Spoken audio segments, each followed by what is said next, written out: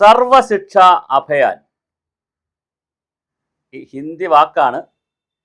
അതിൻ്റെ അർത്ഥം മനോഹരമാണ്. എല്ലാവർക്കും ജ്ഞാനം കൊടുക്കുക എന്നത് തന്നെയാണ് സർവ പേർക്കും ശിക്ഷാഭയാൻ എന്ന് പറയുന്നത്. പക്ഷെ മലയാളത്തിൽ കേൾക്കുമ്പോൾ സർവം ശിക്ഷ തന്നെയാണത്, എല്ലാവർക്കും ശിക്ഷ തന്നെയാണത്.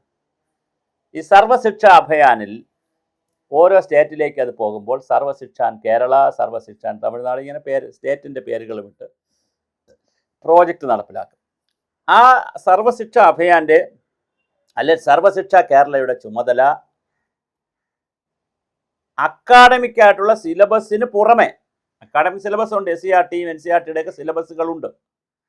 സിലബസിന് പുറമെ അഡീഷണലായിട്ട് ഒരുപാട് കാര്യങ്ങൾ, സ്കില്ലുകൾ നേടുന്നതിനും, സോഫ്റ്റ് സ്കില്ലും ലേണിംഗ് സ്കില്ലും റൈറ്റിംഗ് സ്കില്ലും റീഡിംഗ് സ്കില്ലും, അങ്ങനെ പിന്നെ എൻവയോൺമെൻറ്റും, ഇങ്ങനെ വിവിധ വിഷയങ്ങളെ സംബന്ധിച്ചുള്ള ഒരു ധാരണ കുട്ടികൾക്കുണ്ടാകാനും, കുട്ടികളെ വെറും വിദ്യാഭ്യാസത്തിൻ്റെ അല്ലെങ്കിൽ പഠനത്തിൻ്റെ ബുക്കിഷ് കുട്ടികളാക്കി മാറ്റാതെ അവരെ ബുദ്ധിജീവികളാക്കി മാറ്റുന്നോ അല്ലെങ്കിൽ അവരെ നല്ല പൗരന്മാരാക്കി മാറ്റാനൊക്കെ ഉള്ള മനോഹരമായൊരു പദ്ധതിയാണ് സർവശിക്ഷ അഭയാനും സർവശിക്ഷ അതിൻ്റെ ഭാഗമായുള്ള സർവശിക്ഷ കേരളയും.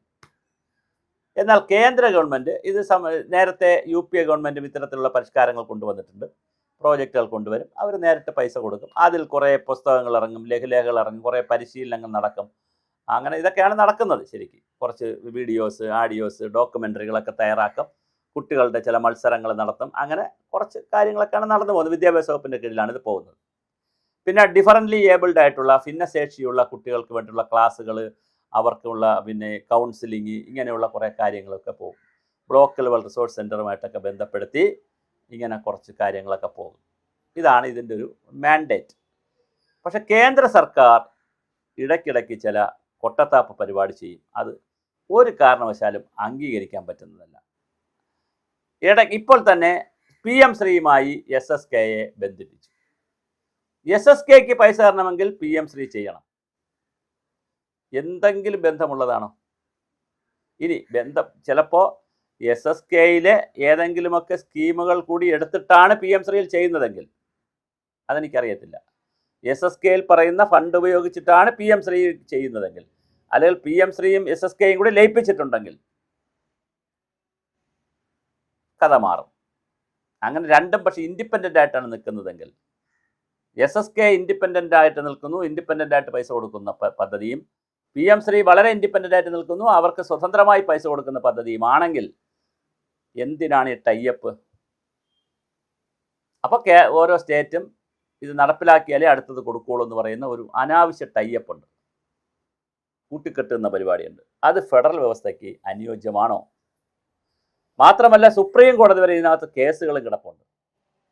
അപ്പോൾ ഡിഫറൻ്റ് ഏബിൾഡായ അധ്യാപകർക്കുള്ള കുറച്ച് ശമ്പളം കൊടുക്കും, ചില കാര്യങ്ങൾക്കുള്ള ശമ്പളം കൊടുക്കും, പൈസ കൊടുക്കും, ചിലതിന് കൊടുക്കൂല. തമിഴ്നാട്ടിലൊക്കെ അതാ സംഭവിച്ചത്. എന്തിനാ ഇങ്ങനെ ചെയ്യുന്നേ? നിങ്ങളുടെ കേവല രാഷ്ട്രീയവും കേവലമായ ചർച്ചകളും കേവലമായ പിടിവാശികളും കാരണം ഒരു സമൂഹമാണ് ഇല്ലാതാകുന്നത്. ഓണം മലയാളി സംബന്ധിച്ചിടത്തോളം മലയാളിയുടെ ഏറ്റവും വലിയ ഗ്രഹാതിരത്വമാണ്. കാണം വിറ്റും ഓണം ഉണ്ണണമെന്നാണ്. ഒരു കാരണവശാലും ആരും പട്ടിണി നടക്കാൻ പാടില്ല. എല്ലാവരും പായസവും പരിപ്പും പപ്പടവും പായസവും കൂട്ടി ഉണ്ണണമെന്നും, പുത്തനുടുപ്പും പുതിയ സാരിയും പുത്തൻ മുണ്ടും പുത്തൻ നേരിയതും പുത്തൻ ബ്ലൗസും എല്ലാം പുതിയതായി വളരെ വലിയ ആനന്ദത്തോടുകൂടി, ആമോദത്തോടുകൂടി, ആനന്ദത്തോടുകൂടി, ആഹ്ലാദത്തോടുകൂടി കഴിയേണ്ട സമയമാണ് ഓണം. 10 ദിവസം. ആ സമയത്ത് ഇവിടെ പട്ടിണിയാണ്. അധ്യാപകർക്ക് ശമ്പളമില്ല. SSKയിലെ പരിശീലനങ്ങളില്ല. ആയിരക്കണക്കിന് കോടി രൂപയാണ് വരാതാവുന്നത്. സംസ്ഥാനത്ത് വലിയ സാമ്പത്തിക പ്രതിസന്ധിയുള്ള സമയം കൂടെയാണ്. ഇതിൽ കേരള BJPയും ഇടപെട്ടേ കഴിയൂ. അൾട്ടിമേറ്റ് ജനങ്ങൾക്ക് കൊടുക്കേണ്ടുന്ന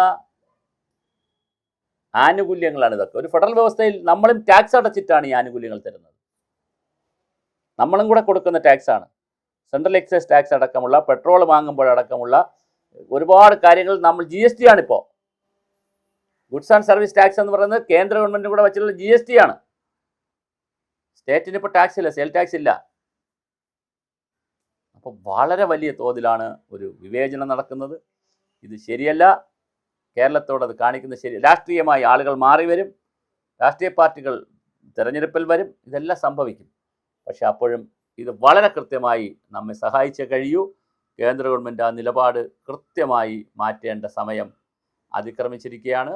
അത് വളരെ കൃത്യമായി തന്നെ കേന്ദ്ര സർക്കാർ നമുക്ക് ആവശ്യമായ SSKയ്ക്ക് ആവശ്യമായ പണം അനുവദിക്കണം. അതിനെയും PM ശ്രീയും കൂടെ കൂട്ടിയോജിപ്പിച്ച് രണ്ടുമില്ലാതാക്കുന്ന രീതിയിലേക്ക് പോകരുത്.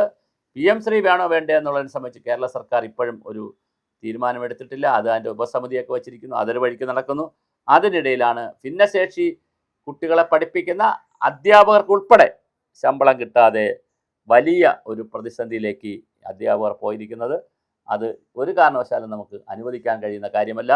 അതുകൊണ്ട് ഓണം SSAക്കാർക്കും ഓണം ഉണ്ണണം, അവർക്ക് ശമ്പളം കൊടുക്കണം, അധ്യാപകർക്ക് ശമ്പളം കൊടുക്കണം, ജീവനക്കാർക്ക് ശമ്പളം കൊടുക്കണം. അത് വളരെ പ്രധാനപ്പെട്ട കാര്യമാണ്. അതിലേക്ക് സർക്കാർ വിശ്വസിക്കുകയും ഇടപെടുകയും ചെയ്യുമെന്ന് തന്നെ നമുക്ക് കരുതാം.